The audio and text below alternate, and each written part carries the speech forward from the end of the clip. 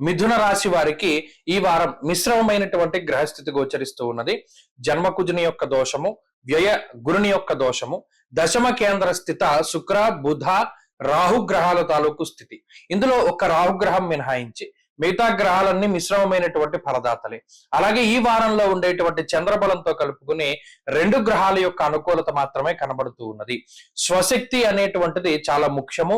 ఏదైనా ఒక పని చేయాలి అంటే మీ సొంత శక్తిని గాని, సొంత తెలివితేటలను గాని నమ్ముకుని ముందుకు వెళుతూ ఉండాలి. అంతేగాక ఇతరులపై ఆధారపడేటువంటి జీవన విధానాన్ని ఎంత తక్కువగా మన దగ్గర అలవరుచుకుంటే అంత మంచిది.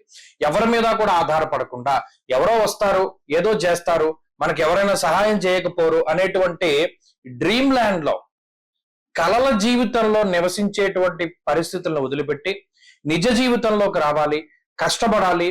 ప్రత్యేకించి ఈ రాశి వారికి ఇప్పుడున్నటువంటి పరిస్థితుల్లో అవకాశాలు తక్కువ. అందువల్ల గతంలో చాలా తేలిగ్గా పొందినటువంటి అవకాశాలను సైతం ఇప్పుడు చాలా కష్టపడ్డా పొందడానికి అంత సాధ్యము కాదు. అందువల్ల కృంగిపోకుండా నిరంతర ప్రయత్నం అనేటువంటి దాన్ని చక్కగా చూసుకుంటూ ఉండాలి.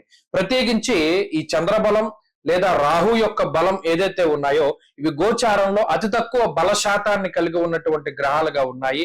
జాతకం బాగుంటేనే తప్పితే గోచార పరిస్థితులు అంతగా యోగించేటువంటి పరిస్థితులు లేవు. అందువల్ల ఏంటి అంటే అటు వృత్తి ఉద్యోగాల్లో గాని, ఆరోగ్యపరంగా గాని, లేదా ఎకనామికల్ గా గాని కొంత వెనకబడి ఉన్నప్పటికీ భయపడవలసినటువంటి పరిస్థితులు ఏమీ లేదు. ప్రత్యేకించి కుజుడు జన్మరాశి స్థిత గ్రహంగా ఉన్నప్పుడు ఒక రకమైనటువంటి భావోద్వేగాలకి లోనయ్యేటువంటి పరిస్థితులను కలగజేస్తారు. అతి కోపము, అతి బాధ, లేదా ఎవరినైనా అతిగా విశ్వసించడము, నమ్మక ద్రోహం జరగడం, మీకు ఇవన్నీ కూడా ఈ రాశి వారిలో కనబడుతూ ఉంటాయి. అందువల్ల ఎవరిని నమ్మకూడదు.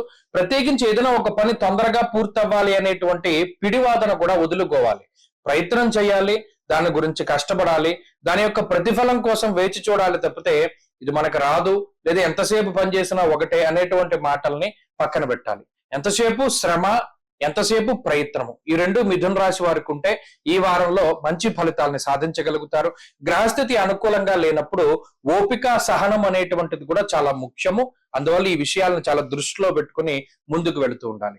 ఈ వారంలో మరిన్ని అనుకూలమైనటువంటి ఫలితాలని ఈ రాశి వారు సాధించడానికై లక్ష్మీ నృసింహ కరావలంబ స్తోత్రాన్ని పఠిస్తూ ఉండడం చెప్పదగినటువంటి సూచన.